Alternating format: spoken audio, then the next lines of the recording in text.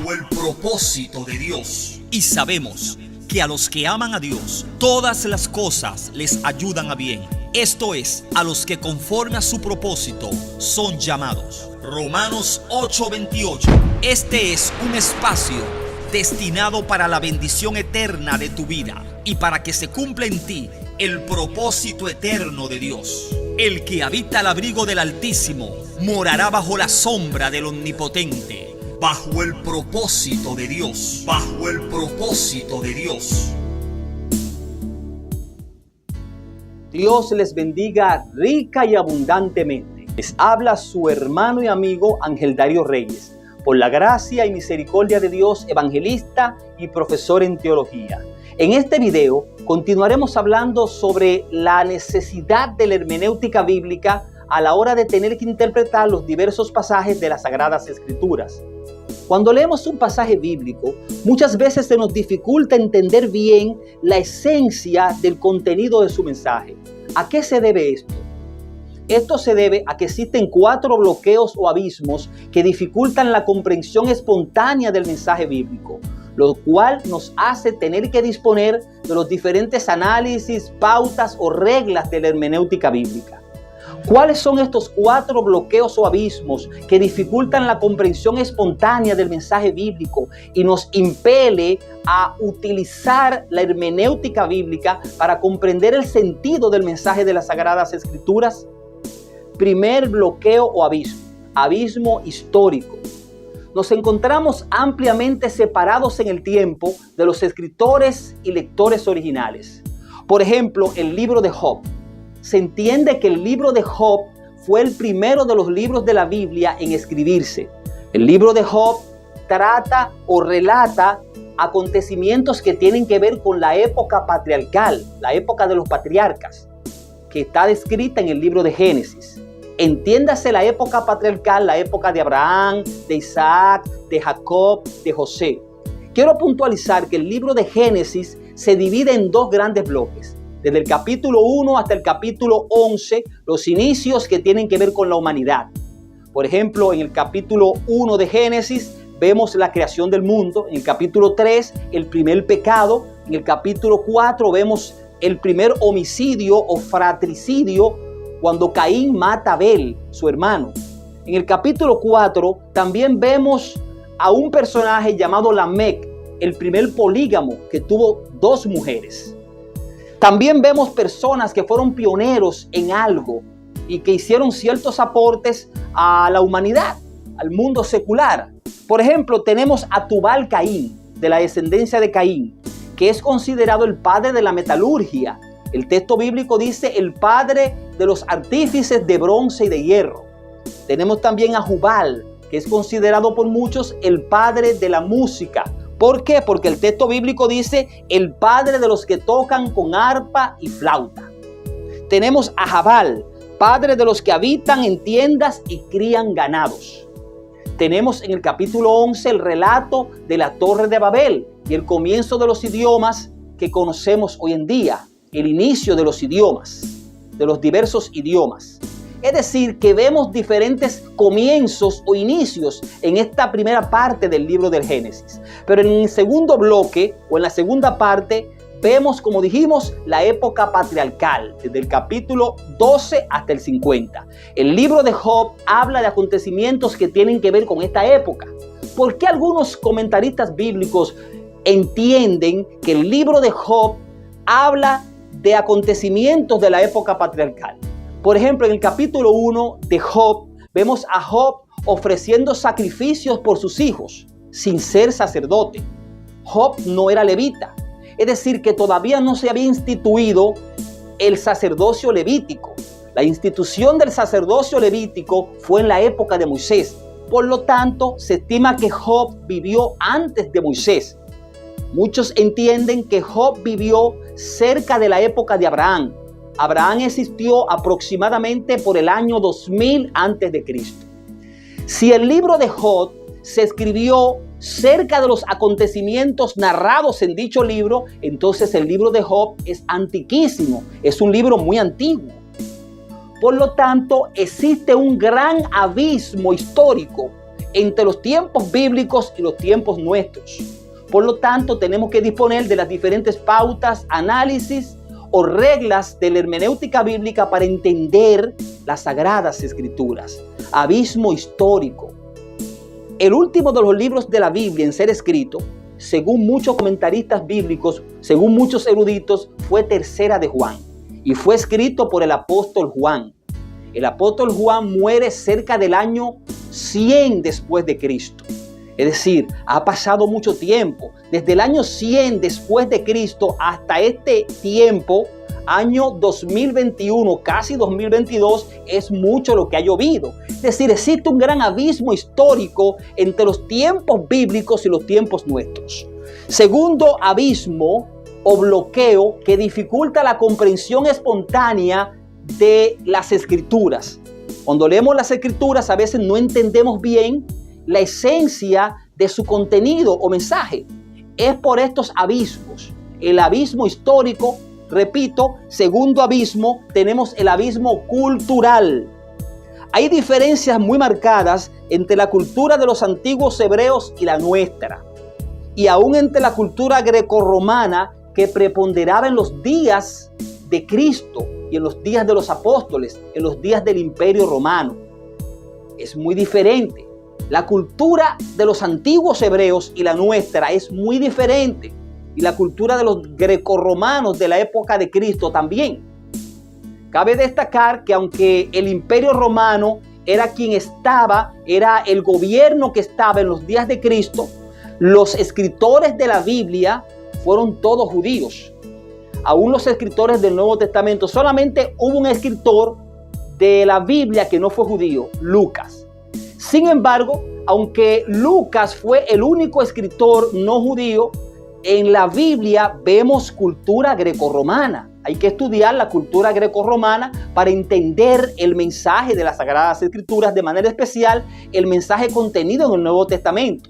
No solamente estudiar cultura hebrea, hay que estudiar también cultura grecorromana, porque los apóstoles y Cristo vivieron en medio de un escenario grecorromano, la época del Imperio Romano. Entonces, la cultura de la época bíblica es diferente a la cultura nuestra. Por lo tanto, tenemos que utilizar las diversas pautas, los diversos análisis o reglas de la hermenéutica bíblica. Abismo cultural. Tercer abismo, abismo lingüístico. La Biblia fue escrita originalmente en 3 idiomas. El Antiguo Testamento en hebreo y algunas partes en arameo. El Nuevo Testamento en griego, de manera especial griego koiné o helenístico. Estas 3 lenguas, hebreo, arameo y griego, son lenguas muertas. Las lenguas que tenemos hoy en día son llamadas lenguas vernáculas. Es decir, que los idiomas originales de la Biblia no se hablan en la actualidad. Muchos estudian estos idiomas para poder entender el mensaje de las Sagradas Escrituras. Y nosotros, para interpretar las Sagradas Escrituras, tenemos que disponer de estos estudios. Por esto existe un abismo lingüístico, porque la Biblia no fue escrita en ningún idioma vernáculo, sino en lenguas muertas. Y la Biblia ha tenido que ser traducida a los idiomas actuales. Por lo tanto, muchas veces no podemos entender ciertos modismos y ciertas cosas que tienen que ver con la lengua en que se escribió tal o cual libro de la Biblia. Repito, el Antiguo Testamento se escribió en el hebreo antiguo y en partes del arameo, y el Nuevo Testamento en griego, de manera especial griego koiné o helenístico. Es decir, el abismo lingüístico nos separa de la comprensión espontánea de las Sagradas Escrituras y por lo tanto tenemos que disponer de las diferentes herramientas hermenéuticas. Es necesario. Cuarto abismo, el abismo filosófico. Este abismo es interesante que lo tengamos en cuenta. Abismo filosófico. Los conceptos acerca de la vida, de las circunstancias, de la naturaleza del universo difieren entre la cultura de los antiguos y la nuestra. Los antiguos no pensaban como nosotros, pensaban diferente. Y esto se refleja en la misma Biblia.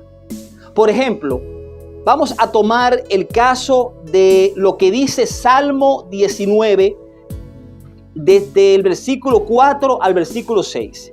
Vamos a tomar también otro pasaje, Josué capítulo 10, verso 12. Vamos a buscar lo que dice Salmo 19, versos 4 y 6. Dice: por toda la tierra salió su voz, y hasta el extremo del mundo sus palabras.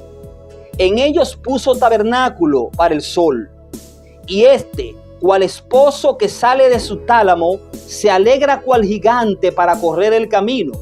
De un extremo de los cielos es su salida, se está hablando del sol, y su curso hasta el término de ellos, y nada hay que se esconda de su calor. Es decir, el escritor de este salmo está diciendo que el sol, cual gigante, se mueve de un extremo del cielo hasta el otro. Es decir, él está mirando, él ve cómo el sol se mueve desde el este, que es el punto cardinal por donde sale el sol, hasta el oeste, que es el punto cardinal donde se oculta el sol, por donde se oculta el sol. Y el escritor bíblico ve que el sol se mueve, pero déjeme decirle que según los astrónomos científicos, lo que se mueve es la Tierra. Nosotros estamos parados en un lugar y vemos al sol moverse, pero la Tierra es lo que verdaderamente se está moviendo, a pesar de que vemos al sol moverse de un lugar a otro, de un extremo del cielo hasta el otro. Es decir, los antiguos veían fenomenológicamente. ¿Qué significa esta palabra? Fenomenológico, como los acontecimientos les parecían a los observadores humanos. Es decir, el ser humano ve al sol moverse y entiende que el sol se mueve. Así se plasmó en los libros de la Biblia. Sin embargo, repito, según la ciencia, lo que se mueve es la Tierra. La Tierra tiene dos movimientos. Está el movimiento de rotación. La Tierra gira sobre su propio eje. Y este movimiento de rotación tarda un día, 24 horas. Determina el día y la noche. Está el movimiento de traslación. La Tierra gira en derredor del Sol y este movimiento dura 365 días, un año. Este movimiento determina las estaciones del año. Entonces, cuando vemos que el sol se mueve, que el sol sale a las 6 de la mañana aproximadamente y se oculta a las 6 y pico de la tarde, no es el sol que se está moviendo, es la tierra. Pero los escritores bíblicos así lo veían y así lo plantearon, así lo plasmaron fenomenológicamente. Tenemos otro caso, el caso de Josué, capítulo 10, verso 12. Yo quiero que tengamos esta lectura. Josué, capítulo 10, verso 12. Vamos a ver esta interesante lectura cuando la Biblia dice que el sol se detuvo. Josué 10, verso 12. Dice: entonces Josué habló a Jehová el día en que Jehová entregó al amorreo delante de los hijos de Israel. Y dijo en presencia de los israelitas: sol, detente en Gabaón, y tú, luna, en el valle de Ajalón. Ahora escuche bien, dice el escritor bíblico: y el sol se detuvo y la luna se paró, hasta que la gente se hubo vengado de sus enemigos. Josué y el pueblo de Israel tenían un combate con varios pueblos enemigos y necesitaban que el día se prolongara, por lo cual Josué clama para que el sol se detenga. Y el texto dice que el sol se detuvo. Ahora, ¿se detuvo el sol o se detuvo el sol a la vista de Josué? Entonces, el pensamiento de los antiguos es diferente al nuestro. Ellos veían al sol detenerse y así escribían. Y el texto bíblico dice: el sol se detuvo y la luna se paró. Pero sabemos que el sol no fue que se detuvo, sino la tierra, para que entonces el día se prolongara. El día tiene 12 horas, la parte diurna.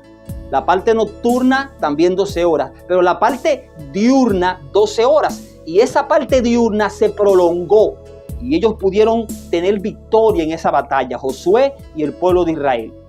Entonces, es bueno que entendamos esto. Los aspectos filosóficos, conceptuales de los antiguos era diferente al nuestro. Yo quiero aclarar algo. El sol se mueve. es cierto. Según los astrónomos científicos, el Sol se mueve. El Sol tiene movimientos similares a la Tierra, a los de la Tierra. El Sol se mueve en un movimiento de rotación. El Sol tarda aproximadamente 27 días en dar un giro sobre su propio eje. Movimiento de rotación, 27 días. Y también el Sol se mueve lentamente en derredor del centro de la Vía Láctea. Toma un tiempo largo para esto. Pero si el Sol toma 27 días en dar un giro sobre sí mismo, sobre su propio eje, entonces lo que se detuvo aquí en Josué capítulo 10 no fue el Sol, fue la Tierra. Porque para que el tiempo se prolongara, las horas se prolongaran, me imagino que quizá 5 horas, 7 horas más tuvieron. No dice el texto bíblico cuántas horas más se prolongaron, pero se prolongaron horas suficientes como para tener la victoria en esta batalla. Josué necesitaba más tiempo para derrotar a sus enemigos y Dios permitió que el tiempo se prolongara, es decir, la parte diurna del día fuera más larga. Por lo tanto, entendemos científicamente y entendemos por lógica que lo que se detuvo fue la Tierra. El movimiento de rotación de la Tierra se detuvo, porque el movimiento de rotación es lo que determina el día y la noche. Cuando se detiene la Tierra, entonces la parte diurna se prolonga, se extiende la parte diurna. ¿Por qué no fue el Sol que se detuvo? Porque, repito, el Sol tarda 27 días en dar un giro sobre su propio eje. No tiene lógica pensar que se detuvo el Sol si tarda 27 días aproximadamente. Por lo tanto, se detuvo la Tierra, no el Sol. Pero los antiguos escribían como que fue el Sol. Como leímos ahorita en el Salmo 19, versos 4 al 6, que el salmista dice que el Sol recorre un extremo del cielo hasta el otro, pero no es el Sol. Lo que pasa es que la Tierra se va moviendo. Entonces, hay un abismo filosófico, conceptual, que nos separa de los escritores de la Biblia, que nos hace tener que disponer de la hermenéutica bíblica para entender el sentido del mensaje bíblico. Es interesante que entendamos estas cosas. Aunque la Biblia dice el Sol se detuvo, es que se detuvo a la vista del escritor. Y esto no está quitando que la Biblia sea palabra de Dios, que la Biblia hable la verdad. La Biblia está hablando la verdad. Lo que sucede es que el asunto se está plasmando de manera fenomenológica, repito, como los acontecimientos les parecían a los observadores humanos. Entonces, así se escribió. Y la Biblia es fiel, es perfecta. La Biblia es inspirada por Dios, pero se escribió de esta manera, según los conceptos antiguos, en muchos casos. Porque la Biblia muchas veces da el traste con cosas muy profundas y que tienen que ver con la ciencia.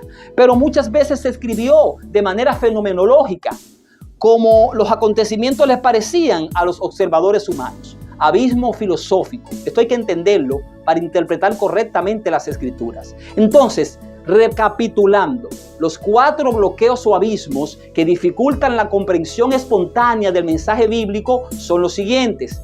Estos 4 bloqueos o abismos hacen necesario que tengamos que disponer de la hermenéutica bíblica para entender la esencia del mensaje de las Escrituras.